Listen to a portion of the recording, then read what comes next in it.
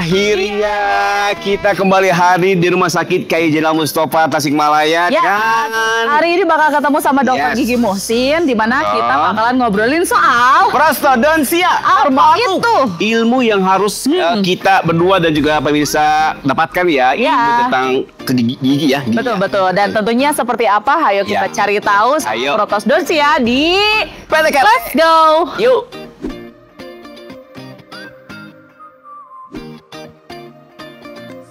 Menunggu dengan datangnya Dokter Gizi. Selamat siang. Luar biasa. Pak Dokter, terima kasih sudah mau digangguin sama kita nih. Lagi nggak ada pasien kan?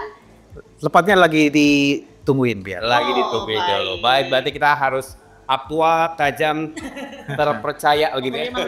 Pokoknya Kita ngobrol-ngobrol kita siap. Izin kita ikut duduk. Ini mau di tengah ya? Tengah aja. Oke, silakan. Agak ribet ya. Oke. Ini luar biasa, lebih sibuk-sibuknya di RSHZ ini, Kiai Haji Jenderal Mustofa ini. Betul. Dan tentunya juga ini merupakan kebanggaan buat kita bisa bertemu dengan beliau, diluangkan waktunya di tengah-tengah kesibukan beliau yang luar biasa ini. Jadi sengaja kita ngajakin dokter ketemunya di luar, biasanya di ruangan praktek, biar agak menghirup udara segar lah ya, dan matahari ya. Luar biasa. Beda-beda. Dok, kali ini kita bakalan ngobrolin soal prostodontia. Nah, sebenarnya jujur aja ya, saya sama Arifan baru denger loh ada istilah itu. Apa itu, Dok? Ini baru ya, Dok ya? Benar, apa kita itu? Ya, buat kita ya. Mungkin secara garis besar atau mungkin secara umum, poliprostodontia itu salah satu spesialistik di bidang kedokteran gigi atau spesialis dari dokter gigi yang lebih menekankan pada penggantian atau restorasi gigi yang hilang untuk diganti dengan gigi yang baru. Istilah gigi kita mungkin gigi palsu ya atau gigi tiruan. Kemudian ada kelainan seperti kelainan sendi. Kemudian itu ada kelainan maksulofacial atau seperti bayi dengan celah langit-langit, kita akan membentuk suatu alat untuk memperbaiki fungsi menyusuinya. Kurang lebih seperti itu ya di gambarnya ya, kompleks. Kalau perbedaannya dengan dokter gigi umumnya itu seperti apa? Nah, prostodontia ini sendiri. Kita bedanya seperti ini. Kalau seperti kan kita analogin dengan dokter umum ya, kayak dokter umum kita akan mengambil spesialistik lagi, sekolah lagi.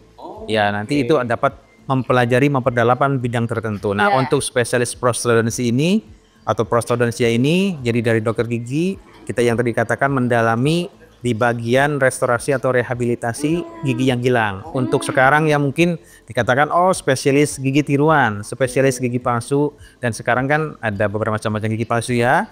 Kemudian mungkin implan dan sebagainya, itu salah satu bagian dari poliprosto. Kemudian yang tadi misalkan ada kelainan sendi, dia ada susah buka mulut, ada bunyi klak-klik ketika buka mulut. Nah, salah satu kemudian juga kita membantu fokus pada pembuatan alat namanya feeding plate supaya dia bayi yang lahir dengan kelebihan atau kelainan langit-langitnya terbuka. Jadi di kandungannya pas harus penyatuan rahangnya dia tidak bersatu karena satu lenha keturunan atau dari nutrisi yang tidak tercukupi. Nah, kita poliprosto hadir, dia akan membuat satu alat namanya feeding plate. Jadi menyusui, dia nanti akan menutupi langit-langitnya sehingga bisa menyusui secara alami. Dan nanti fungsi pengunyahan, fungsi makan dan bicaranya akan mendekati orang yang normal. Itu emang benar. Berarti ini lebih spesifik lagi ya penanganannya ya. Berarti bukan ngomongin soal sakit gigi berarti dokter. Ya ini berarti lebih ke bisa ke estetiknya juga berarti ya. Salah satunya juga kan sekarang yang mungkin kelihatannya giginya putih nih. Ada mungkin sudah mengenal ada bleaching, ada satu lagi kalau di bidang kami namanya veneer.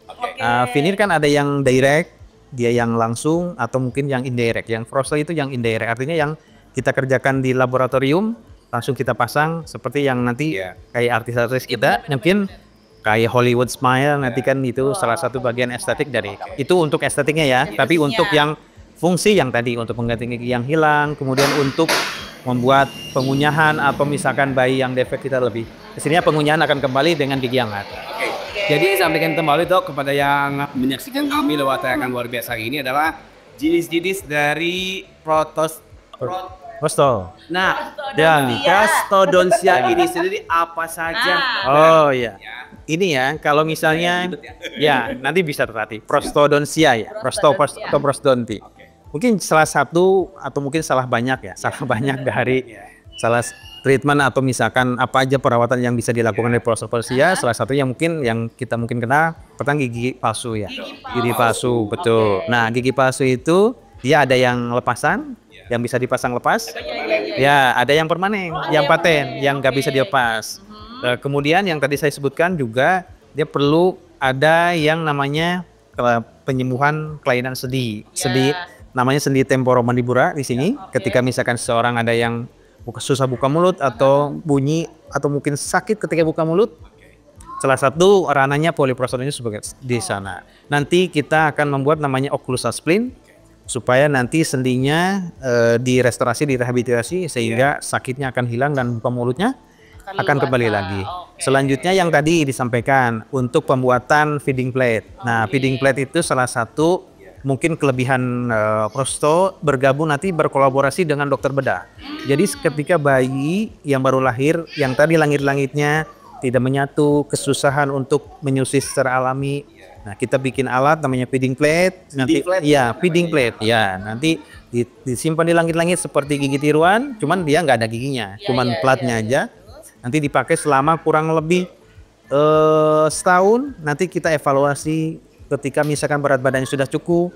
Nah, kita akan rujuk ke bagian bedah. Nah, nanti dibedah dengan kondisi itu. Nah, biasanya kalau dari bedah dia membutuhkan berat badannya yang cukup dulu supaya bisa dioperasi. Nah, dengan feeding plate ini biasa memperbaharui berat badannya, jadi karena menyusuinya jadi bagus, jadi dia akan cepat meningkat berat badannya. Teknologi semakin berkembang, zaman semakin terus maju, termasuk juga ilmu kedokteran di bidang gigi juga. Ya, benar. Ini ya luar biasa ya. Jadi ini ada salah satu bentuk penambahan kualitas pelayanan yang ada di Rumah Sakit Kiai Haji Jana Mustafa ini. Salah satunya dari dokter gigi itu udah spesialis, ada lagi nih yang lebih spesialisnya yaitu prostodontia. Kalau gigi palsu tadi kan ada dua macam tuh, Dok. Ada yang permanen dan tidak permanen. Kalau yang permanen gimana, yang tidak permanen gimana sih, Dok? Oke. Sesuai namanya mungkin ya, kalau yang mungkin tidak permanen atau lepasan, dia bisa dipasang dilepas. Artinya ada satu piranti atau alat nanti dicetak, jadi gigi palsunya bisa dipasang dilepas. Kelihatannya ini udah pada tahu ya di luaran, udah mulai umum. Jadi mungkin masyarakat sudah tahu sebetulnya, cuman namanya mungkin itu gigi tiruan lepasan. Jadi yang bisa dipasang dilepas. Jadi memang itu terkadang ada gigi yang lepasan tapi dipatenkan itu kurang bagus, tidak bagus. Jadi kan kalau misalkan dibuatnya bukan di dokter gigi, biasanya yang harusnya bisa dilepas dia tidak bisa dilepas. Nah, itu bisa menyebabkan nanti ada napas kurang segar. Jadi atau infeksi lainnya pengikutnya. Jadi pokoknya yang namanya lepasan itu berarti harus bisa dilepas. Dan untuk pembersihannya ketika malam hari dia harus dilepas. Setiap makan dilepas. Jadi tidak ada sisa makanan yang nempel di dalam. Kalau giginya lepas itu tuh untuk maksimal perawatannya itu berapa jam sekali, berapa hari sekali? Yang dilepasnya. Ya, kalau dilepas dia kan setiap makan ya. Kalau makan kita maksimal makan berat sehari 3 kali, berarti 3 kali. Berarti pas setelah makan pagi nih sarapan makan, nah pasti kan ada celah-celah tuh di antara gigi dengan sama makanan ya. Nah, dengan alat gigi tiruannya. Nah, nanti dibersihin, setelah dibersihin dipakai lagi. Kalau yang permanen gimana? Aman. Nah, kalau yang permanen berbeda. Kalau yang permanen dia harus menempel terus dalam gigi, dia tidak perlu dilepas pasang. Nah, kelebihannya memang dia terasa lebih apa namanya? Lebih kayak gigi alami. Ya, alami terus dirasakan tidak low maintenance karena nggak harus dipasang dilepas. Cuman ada syaratnya, ada gigi pendampingnya harus ada. Ada pendamping. Gigi pendamping kiri kanan harus ada supaya nanti dia buat penjangkaran ya. Jadi dipasang di gigi samping-sampingnya, nanti yang hilang itu digantikan. Kalau bisa dikategorikan, oh ini harus diganti giginya. Saya sempat dengar istilah kayak gini, gigi tuh selama akarnya masih bagus, itu jangan main diganti atau dicabut saja, masih bisa diselamatkan. Pokoknya dokter gigi tuh nggak akan tiba-tiba nyabut gigi kalau gigi itu masih bisa diselamatkan. Nah, ini untuk sampai bisa, ini kayaknya harus diganti, nah itu seperti apa Bu kasusnya? nanti ada pertimbangan. Pertama kita dilihat secara objektif, dilihat dari pemeriksaan itu, nanti dilihat oh ternyata yang tadi dikata mungkin ada masih akar gigi nih. Lihat akar giginya masih kuat nggak nih? Akar giginya masih kokoh nggak?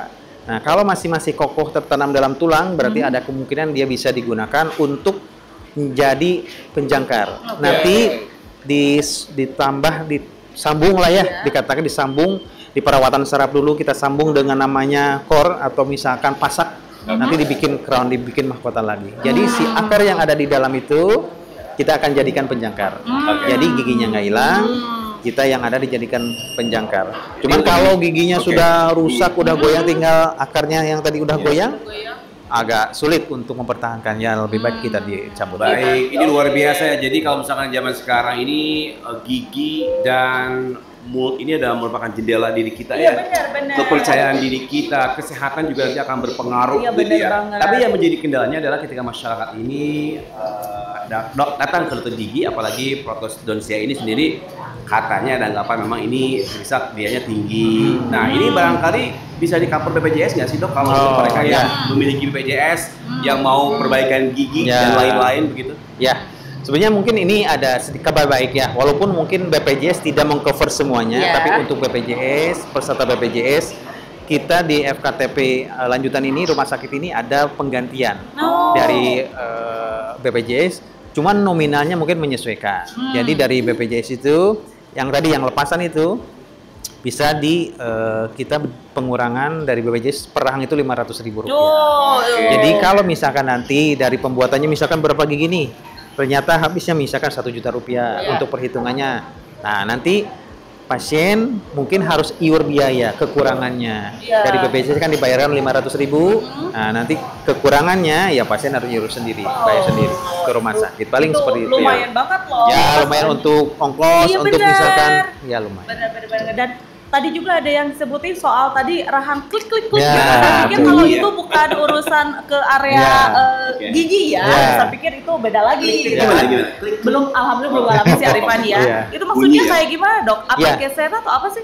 Ya, biasanya kalau namanya kalau klik itu kita sebutnya diagnosisnya temporomandibular disorder atau ada kelainan sendi temporomandibular. Nah, kan memang kalau dikatakan tidak ada kelainan, tidak ada hubungan dengan gigi, mungkin tidak sepenuhnya tepat. Karena salah satu penyebab kelainan sendi ini bisa dari gigi. Salah satunya mungkin kita kebiasaan ngunyah satu sisi. Ngunyah misalkan, saya sedang ngunyah di kanan aja, terus yang kirinya nganggur terus. Seringnya bikin. Nah itu kalau sendi itu ada seperti ini, ada apanya? Ada tempat duduknya, ada ininya. Nah, di tengah-tengah itu ada namanya diskusnya. Jadi ketika buka diskus ya, atau bantalan sendi ya. Nah, ketika fungsi kan seperti ini. Nah, gini. Nah, ketika misalkan ngunyahnya satu sisi aja, misalkan kanan aja, biasanya diskus yang sebelah kanan akan lebih tipis. Dan biasanya dan si sendinya dia akan bergerak lebih ke depan. Nanti bunyi itu dihasilkan dari bantalan sendi yang loncat dari depan dari belakang ke depan. Tindakan menghilangkan bunyi tersebut. Nah, tindakan yang tadi pertama, salah satunya faktor dari bunyi itu biasanya dipengaruhi oleh stres juga. Stres. Nah, kalau nih Pak Hosni kerjanya banyak, tidurnya kurang, mempengaruhi juga. Menurut jurnal seperti itu. Kemudian kalau misalkan tadi ngunyahnya satu sisi, kemudian lama dia nggak memperbaiki ngunyah kiri kanan, itu akan berpengaruh. Caranya bagaimana? Yang tadi kembalikan, stresnya dihilangkan. Kemudian kebiasaan buruk yang tadi mengunyah satu sisi atau tepang gagu atau suka gigit-gigit handphone, mungkin iPhone-nya digigit. Nah itu juga dihilangkan karena akan secara alami akan membentur, akan menekan lebih banyak.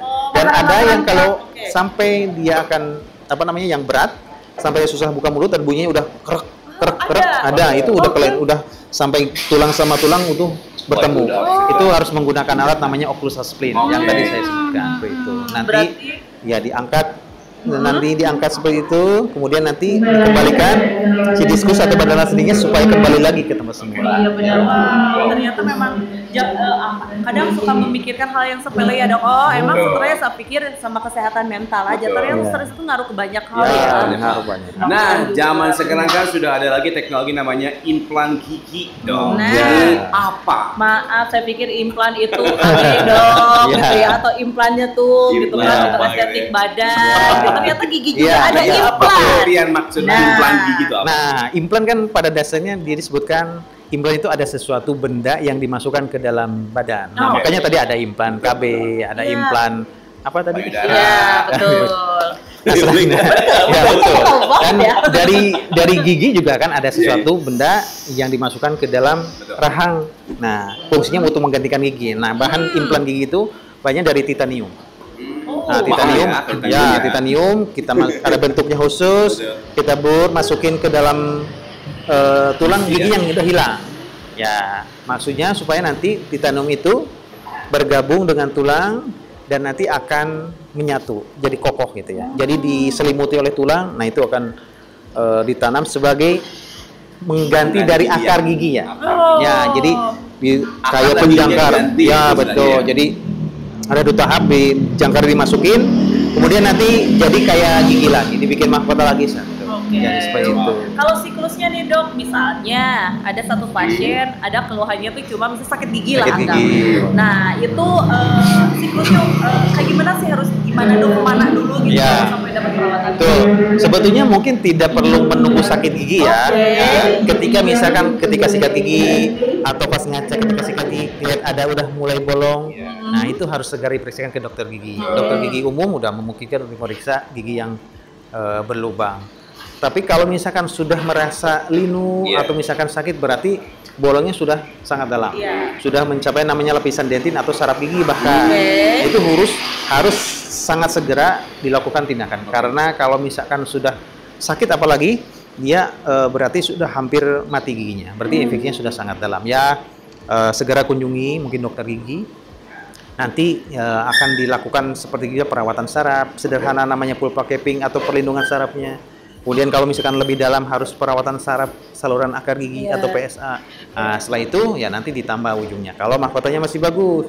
Tapi kalau mahkotanya sudah rusak, yang tadi tinggal akarnya, nanti dibikin pasakcor yang tadi dibikinkan, kemudian dibikin mahkota lagi supaya Kalau untuk minimal usia implan berapa tahun? Minimal usia kita karena rahang manusia itu berkembang. Laki-laki itu berhenti di umur 25 ya, 25. Kalau misalkan perempuan bisa di sekitar 20-an, 22 sekian. Jadi kalau misalkan usia muda itu malah lebih bagus relatif. Tapi saat rahangnya sudah maksimal pertumbuhannya. Kenapa? Karena kalau misalkan masih tumbuh, nanti implan yang sudah terosteointegrasi dengan tulang akan berubah lagi ketika bisa bergeser akan lebih. Emang sempat dengar istilah atau berita dari gigi itu ternyata ngefek ke banyak hal ya. Dia sampai ada yang sampai ke mana-mana lah gitu ya, sampai ada kasus sampai berat, sampai parah gitu. Jadi emang hubungannya dok? Maksudnya kan dari sakit gigi ternyata misalnya jadi akhirnya ada berdampak ke ya lebih parah lagi. Nah itu kayak gimana sih dok? Korelasinya gitu. Korelasinya ya, kalau misalkan sakit gigi kan disebabkan karena gigi berlubang dan ada bakteri. Ketika tidak ditangani dengan segera atau tidak ditangani dengan tepat, maka infeksi itu tidak berhenti dan berlanjut. Seperti kita ketahui akar gigi kan dia keras ya, keras. Tidak bisa bengkak kayak misalkan kulit kita kena serangga langsung bengkak di sana. Nah, akar gigi itu keras, jadi giginya nggak bisa bengkak tuh. Jadi infeksinya berjalan melalui akar gigi ke bawah, kemudian mencari jalur-jalur yang memungkinkan buat dia. Kalau pas di bawah, yang berbahaya itu yang di bawah. Ketika di bawah kan bengkak ya. Di bawah itu kan ada saluran namanya saluran pernapasan. Ketika bengkak, nanti ngangkat lidah menutup saluran pernapasan, itu salah satunya namanya akan bisa bikin pernapasan terhenti atau apne, atau mungkin kita tuh plekmon lah kalau misalnya besar gitu nutup meninggal. Terus dari sakit itu yang mungkin yang instan kan ya, tapi kan mungkin tidak berjalan sehari 2 hari. Itu berjalan mungkin beberapa waktu tergantung kebersihan mulut kita, tergantung terapi yang dilakukan. Kemudian dari gigi juga bisa menyebabkan penyakit jantung.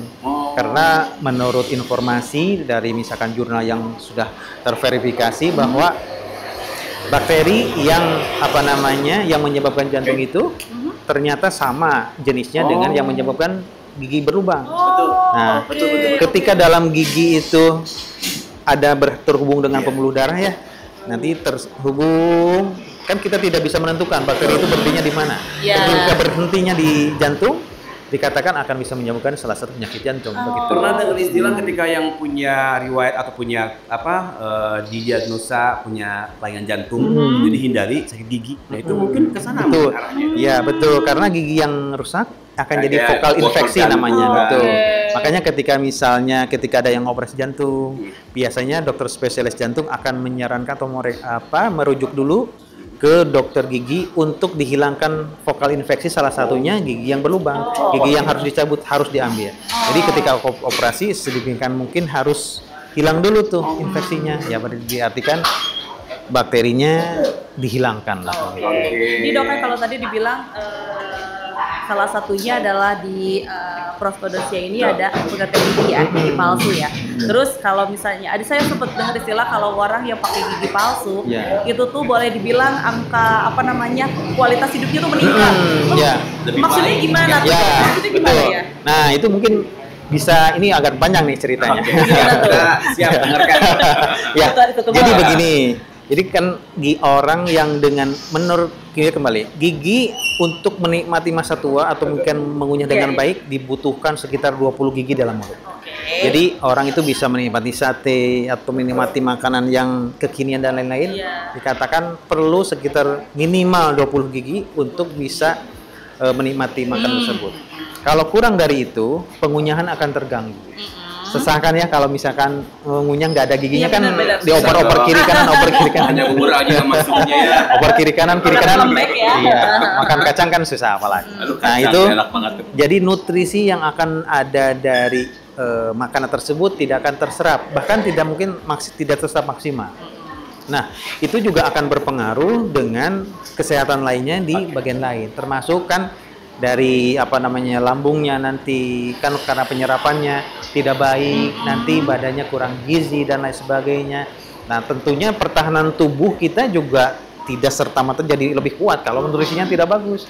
Nah itu dikatakan kalau misalkan intake makanannya kurang bagus karena giginya nggak ada nih, nah dia akan mempengaruhi metabolisme atau mungkin pertahanan tubuh yang lain karena intake nutrisinya berkurang. Nah itu di sana. Secara korelasinya bagaimana? Nah, nanti kan orang yang makan dengan gizi yang banyak, dengan tercukupi, secara manusiawi akan hidup lebih lama. Ya, kualitas hidup itu menentukan panjang umur kita gimana. Tapi ketika nutrisi kita tidak tercukupi, nah itu ya, tapi takdir kan di tangan Tuhan ya. Tapi ini kalau secara ilmu pengetahuan, nanti kalau misalkan nutrisinya tidak tercukupi, daya tahan tubuhnya kurang bagus, nanti pertahanan tubuh kurang bagus, nanti penyakit gampang masuk dan yang untuk pertumbuhan juga kurang bagus. Nah itu dikatakan itu mungkin korelasi dengan bagaimana gigi yang lengkap atau membuat yang memakai gigi tiruan dikatakan akan mempunyai kualitas hidup yang lebih baiknya. Itu yang ke sana. Gitu. Ternyata kayak yang kayak sepele ya seolah-olah, tapi ternyata impact-nya tuh gede banget. Tapi dok kalau misalnya pengen ditangani sama dokter, ketemu sama dokter, balik lagi jangan nunggu ada kejadian dulu ya gitu kan.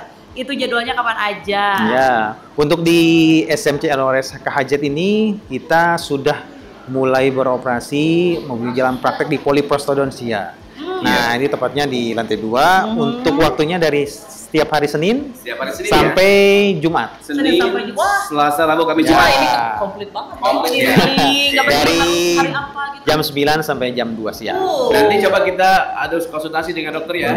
Ini mau diganti-ganti implan ya, ada yang kosong di sini di dalam. Aku masih aman, cuman belum ada siapa aman, kita periksa lagi. Belum ada yang implan. Apa yang disampaikan kepada masyarakat di Kabupaten Tasikmalaya khususnya nih soal aware mereka untuk menjaga kesehatan gigi. Sekaligus juga boleh disampaikan kembali fasilitasnya yang dokter nanti boleh di-share di tempat kamera. Siap. Apa dipanggilannya untuk Baraya sehat yang memerlukan perawatan tentang kesehatan gigi, khususnya yang tadi saya sampaikan di poliprostodontia, bisa mengunjungi Rumah Sakit Kiai Haji Zainal Mustafa Singaparna. Di sana ada poliprostodontia. Nanti bisa bertemu dengan saya, Dr. Gigi Muhsin, sampaikan keluhannya dan ciptakan kembali fungsi yang ya mungkin selama ini giginya udah banyak yang hilang, kemudian untuk senyum aja sudah mungkin agak susah, harus angle-nya harus kiri karena ya, karena kanannya nggak ada. Kemudian untuk buka mulut aja susah karena ada kelainan sendi, atau mungkin sekedar ingin memastikan gigi yang hilangnya diganti dengan gigi tiruan, mungkin bisa mengunjungi dan berkonsultasi dengan poliprostodontia setiap hari Senin sampai Jumat. Nah, untuk fasilitasnya yang termasuk tadi pelayanan BPJS kita juga sediakan, dan bisa nanti bagaimana tahapannya nanti kita bisa laksanakan, bisa konsultasi terlebih dahulu sekiranya mudah. Oh, saya sudah siap nih dengan terapi ini, maka kita akan segera tindak dengan sesuai dengan keinginan dan prosedur yang terbaik. Wah, Luar seru biasa, sekali. ini manfaatnya akan sangat luas Benar. sekali, dan tidak ada lagi istilah cerita bahwa ibu muda yang masih harus menikmati hidup ketika giginya hilang, udah pasang enggak, mending konsultasikan dulu, siapa tahu bisa diganti atau ditindaklanjuti untuk menambah kepercayaan diri dia, begitu dan ya. juga untuk meningkatkan kualitas Kesehatan hidup juga itu ya. salah satunya jangan ragu untuk bisa langsung aja untuk konsultasikan dan mendapatkan penanganan yang luar biasa, karena di Yes. Rumah Sakit Kiai Haji Zainal Mustafa ini sudah sangat komplit Dan pelayanannya. ada poliprostodontia Nah, terbaru itu ya. biasa. Jadi datang ke sini aja yang membutuhkan. Yes, Pak Dr. Muhsin Lima, Yes. terima kasih banyak, luar biasa Siap. sekali untuk hari ini. Oh. Mohon maaf diganggu waktunya. Ya, karena si sama pasien lagi klien. nunggu ya. Iya, waiting Silakan list. bekerja kembali, dokter. Siap, terima kasih. Mungkin kita suatu hari akan ketemu Nanti. dengan Aku Pak mau Dokter ke- untuk estetika ya. Apa? Jangan ada kasus lah kalau kita ya, tapi estetika lah boleh. Estetika, ya. Baik, ada Riksa juga pamit. Terima Gustavo Arbi juga pamit. Kita Langsung ketemu dari lagi. Ya, dari mana?